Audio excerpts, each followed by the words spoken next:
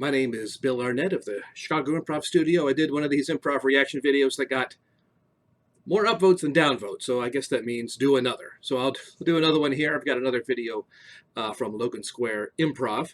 This is The Boys Need Gossip, is what this one is called, and I might know a person or two in this group, so I'll try to let my biases, either respect or hatred, I'll try to keep those at bay as we watch this video. Thanks for everyone who watched the first one. Comments are welcome. Please like and subscribe. And if you have a video you want me to look at, you can please put it in the comments. But right now, let's get started with something from Logan Square Improv. Here we are. Don't you see what I'm up against? Winds to the northeast. Clouds to the south. Mermaids all over. Every night singing their siren song. Do you think I have time to delve into everything that happened with... One thing we're seeing so far that I'm totally okay with is this idea that the woman here, the lady here, is taking a tremendous amount of the dialogue. It's just talking a lot, and that's fine. She's got a lot to say, and I don't think her partner is upset by that, letting her go, and that's totally fine. Not trying to interject himself in, and just kind of standing there, but giving his attention to her, and that's totally fine. Is he abandoning her? No, he's just letting her go. Clearly, she's got something to say. I have time to delve into everything that happened with Peggy? The answer is no. So, could you get me a couple rags to dry the boat? What I'm also enjoying, and what can be difficult when you are the only one doing a majority of the talking, or if you're in a situation where people kind of feel the same way, is you just got to keep talking. And the more detailed you can be, the more specific you can be, that's gonna work for you. So let's see what we can do here. She just called for something to help dry the boat. There's a wet spot. Literally no problem. It's my job. Yeah, I just think, the only point I'm trying to make is, we are trying to go southwest when the wind is blowing northeast. It's pretty much the hardest thing we could possibly do. But I think the boys downstairs would paddle a little harder if they had a little bit more, juicy gossip they could sink their teeth into. So anything you could give me. This is a fun moment here. I enjoy the reluctance by the first mate, we're calling him. He's kind of trying to be polite, but also trying to get what he wants, which is nice. Respecting the emotion of his partner. It's easy to not do that, but the woman is agitated, and as a partner, you need to see that agitation. You don't need to call it out per se, but you do need to incorporate it into what you're doing. And the first mate here has decided to be kind of reluctant with what he has to say, which honors and respects the agitation of the captain.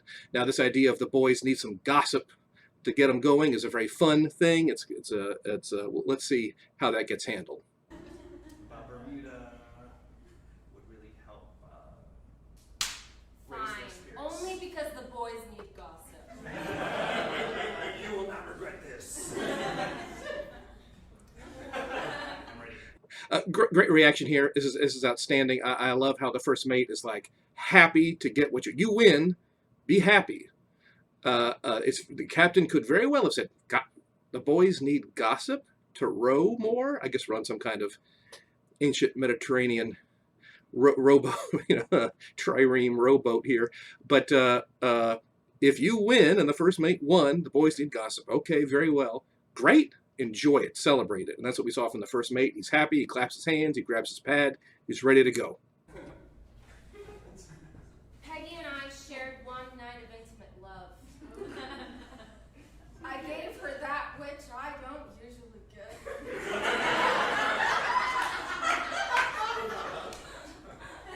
Let's just say I'm not someone who can make love without creating love. You know what I mean, Johnson?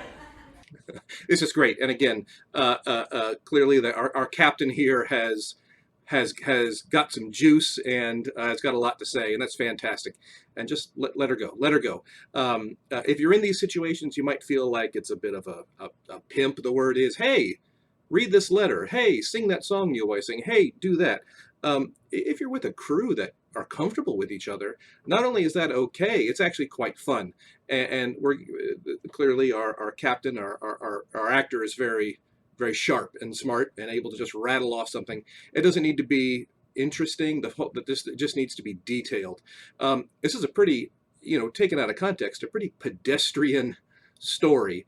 When I make love to people, I really form an emotional connection. That's not that's not that's not amazingly uh, imaginative, but it's incredibly clear, and it is delivered, supported with some strong acting, and it's detailed, and that's all we need. It does not need to be clever. It just needs to be clear and detailed. I have no idea what you're doing. But I'm very intrigued. But I'm very intrigued. Anyway, needless to say, by the morning it was like nothing had gone on between us.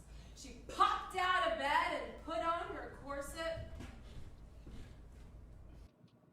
All right, I think what we're seeing here is a cut to moment. And you can tell, we'll run this back ever so slightly, but if you look at the first mate, they physically drop character. They're standing ready to take notes, and they have a certain physicality, and that went away. And the actor crossed behind and is now doing a different physicality. In order to make that work, it helps to work with the same people a lot, so you can kind of have some nonverbal cues. But you have to have a physicality in order to lose a physicality and acquire a new one.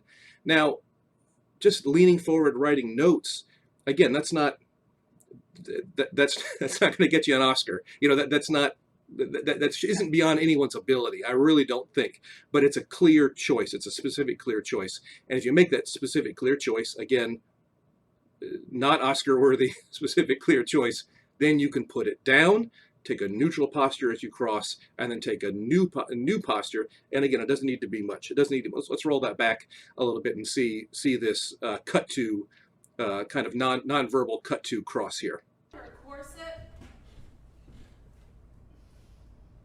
Peggy! What are you doing, baby?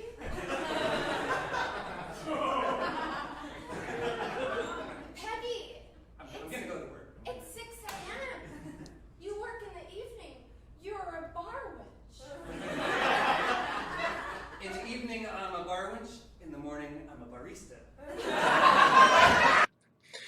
Very fun, very fun. We're just about at the end of the scene, I can tell. But again, the story is amazingly simple. We have a captain who can't make love without falling in love. And again, that's not this. It's any one of us could have that feeling inside of us. But that very, very simple story is told clearly and specifically. We have, and it's not that names are better than not names, but names are moving towards specificity. It isn't, well, I made love with someone and I left in the morning. It's I made love and Peggy, when I got up, she was putting on her corset. And it's just those small little details really make this thing pop. I do want to roll this back through the cross, and let's just see this whole scene. This looks to be the end. Let's let this play out and have some fun with it. You'll notice the first mate gave himself a peg leg upon hearing the name Peggy here, which was nice. She popped out of bed and put on her corset. Just the cross, new thing. Peggy! What are you doing, baby? It's a leg.